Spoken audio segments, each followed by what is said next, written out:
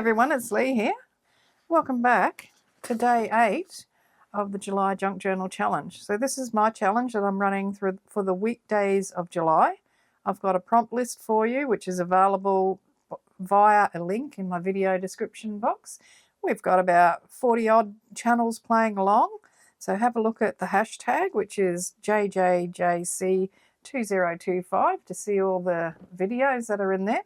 You can also find this hashtag on Instagram, and there's also a Facebook group to join for free, of course, and that is in my video description box as well. So words is the prompt for today. Let's cross that off before I forget to do it. And I'm going to dig out some words from this beautiful book, and then I'm going to scrounge around in my Bunnings catalogue and find some more words. And then I thought I might develop this page a little bit. So this is where I just cleaned off my stamps yesterday when I made this particular spread here. Okay, I've got my words. I didn't end up getting anything out of the Edith Holden book. I managed to get all this just out of that Bunnings catalogue. So all from advertisements within that catalogue. I cut them out and added bits in. So what I've got here is we all know there's no stopping the chaos of life. Tread softly in the garden, dreamer. Tread softly in the garden, dreamer.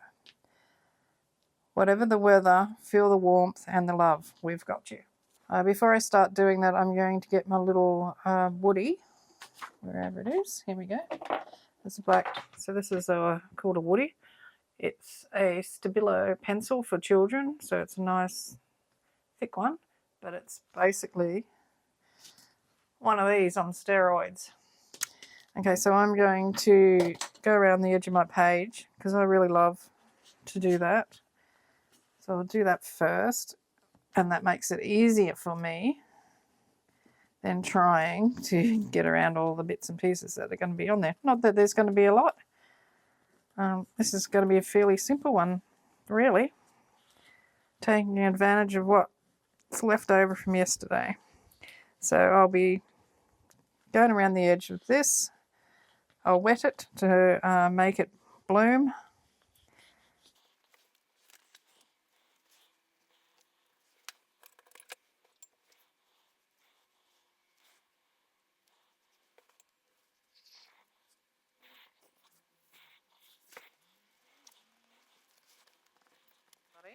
You know, it's okay to change your mind about things. And I changed my mind about what I was doing. I didn't like this. I didn't end up liking it. So I'm not going to use it. I fiddled with it too much and I tore it and it was the wrong size and yada, yada, yada. So I'm going to go back into another book and get some words.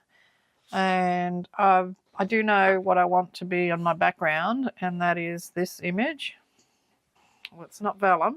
What it is a piece of paper. It's just ordinary copy paper, but it's been treated with baby oil. So after I printed it, I soaked it with baby oil and let it dry. So it's not oily or anything. It'll stick perfectly.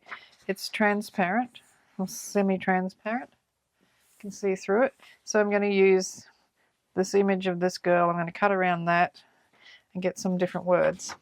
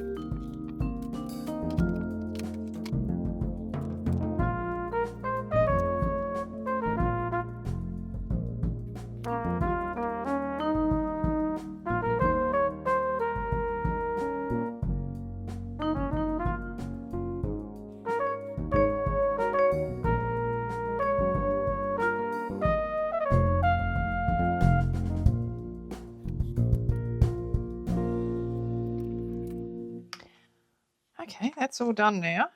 So as I said before, you can change your mind about things just because you start out to do something. If it doesn't go right, if you're not happy with it, you can change it. Right? It's no big deal. I mean, if I wanted to, I could have scrubbed out that footage and you would have never known that I wasn't going to do this in the first place. But I don't believe in doing that. I like to be truthful and that you show that everybody makes mistakes and we can all just evolve from our mistakes and move on and probably create something better. Okay, so words. So the words that I cut out of that page, I took it various places, all over about 3 or 4 pages, and I've got a little scared. I saw an illusion which I knew to be such, but which my mind accepted, for it gave me the vision I had been seeking. I was not greatly surprised at this, even as a child. I learned from old Jack Dodds the tales which had first stirred my curiosity. It was the fairies. But as I picked my way down the hillside in the growing dusk, I realised that all memory of the fairy school have passed. Should say has passed, but you know, beggars can't be choosers. All right, and then I've stuck this little girl on here. That's the title of the book that all those words came out of, and that's part of the front, I don't know, the fly page or something. So I've just, it's got blank space you can write on. Somebody has already done something. There must be a code or something that you need to, can you see that? Probably not going to focus on it. There it is. Somebody's written that. And so I popped that in there. And also the book had the original library card and envelope. So I ripped that out, as you do. This was in there. That's original. This is original and this is original. So the first time it was borrowed was on the 5th of May 1978. That stamp is original. I'll just pop that in there. And then I did a little bit of stamping on there. That's where I tore it off the page, but that's fine. And I've written on here, just because I don't have wings, it doesn't mean that I can't be a fairy. And I ended up with 2 pockets here. So that one's in the back. That's just a piece of coffee dyed paper. All right, a little bit of stamping there. I've got cherish words. So that's day 8. Hope you enjoyed that. Let me know in the comments what you think of it. Don't forget to check out everybody else's creations. Give this one a thumbs up and leave a comment if you wouldn't mind. If you want to do something quick, just leave a couple of hearts or a thumbs up or smiley face. That'd be really nice. I like to see that. And I'll see you tomorrow for lace, which is, let me check, double check. Yes, number 9 is lace. So that'll be the end of week 2 once we get through tomorrow. All right. Take care, everybody. Happy creating. Have fun in your craft room. Hugs and cheers from Australia. Hooroo.